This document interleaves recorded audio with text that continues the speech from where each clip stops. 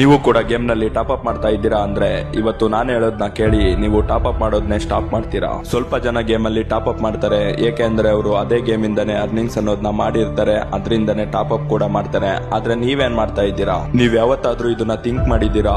ನೀವು ಯಾವ ಐಡಿಗೆ top up ಮಾಡ್ತಾ ಇದ್ದೀರಾ, ಈ ಬಂಡಲು ಈ ಗನ್ ಸ್ಕಿನ್ ನನ್ನ ಐಡಿಗೆ ಬರ್ಬೇಕು ಅಂತ?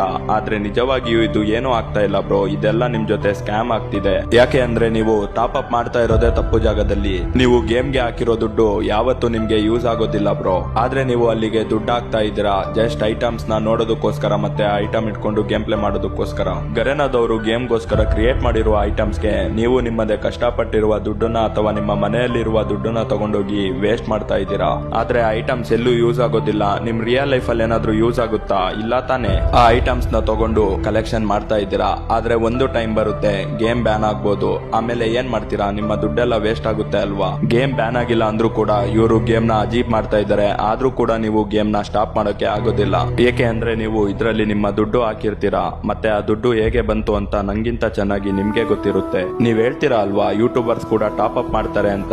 ಆದ್ರೆ ಬ್ರೋ, ಅವರು ಗೇಮ್ ಇಂದಾನೆ ಅರ್ನಿಂಗ್ಸ್ ಮಾಡ್ತಾರೆ. ಅವರು ವಿಡಿಯೋ ಮಾಡ್ತಾರೆ, ವ್ಯೂಸ್ ಬರುತ್ತೆ, ವಿಡಿಯೋ ಇಂದ ಅವ್ರಿಗೆ ಅರ್ನಿಂಗ್ಸ್ ಕೂಡ ಆಗುತ್ತೆ. ಆದ್ರೆ ನೀವೇನ್ ಮಾಡ್ತಾ ಇದ್ದೀರಾ? ನಿಮ್ಗೆ ಚೆನ್ನಾಗಿ ಗೊತ್ತಿದೆ ಬ್ರೋ, ನೀವು ನಿಮ್ ಫ್ರೆಂಡ್ಸ್ ಹತ್ರ ಇಂದ, ನಿಮ್ಮ ಫ್ಯಾಮಿಲಿಯಿಂದ ಸುಳ್ಳೇಳಿ ಅಮೌಂಟ್ ಇಸ್ಕೊಂಡು ಟಾಪ್ ಅಪ್ ಮಾಡ್ತಾ ಇದ್ದೀರಾ. ಆದ್ರೆ ಇದು ಕಂಪ್ಲೀಟ್ಲಿ ತಪ್ಪು ಬ್ರೋ. ಇದನ್ನ ಕೇಳಿದ ಮೇಲೂ ಕೂಡ ನಿಮ್ಮ ಕಣ್ಣು ಟಾಪ್ ಅಪ್ ಮೇಲೆ ಇದೆ ಅಂದ್ರೆ ನಿಮ್ಗೊಂದು ಸಲ್ಯೂಟ್ ಬ್ರೋ. ನಿಮ್ಮಲ್ಲಿ ಅದೆಷ್ಟು ಜನಕ್ಕೆ ನಾನು ಹೇಳಿರುವ ಮಾತು ಸರಿ ಅನ್ಸ್ತಿದ್ಯೋ ಅವರು ಬೇಗ ನನ್ನನ್ನ ಫಾಲೋ ಮಾಡ್ಕೊಳ್ಳಿ. ಮತ್ತೆ ಈ ರೀಲ್ ನ ನಿಮ್ಮ ಎಲ್ಲಾ ಫ್ರೆಂಡ್ಸ್ ಗೆ ಶೇರ್ ಮಾಡಿ, ಮತ್ತೆ ನಿಮ್ಮ ಸ್ಟೋರಿಲಿ ಮೆನ್ಷನ್ ಮಾಡಿ. ನೀವು ಮಾಡೋ ಒಂದ್ ಶೇರ್ ಇಂದ ಒಬ್ರು ಲೈಫ್ ನ ನೀವು ಕೂಡ ಚೇಂಜ್ ಮಾಡಬಹುದು.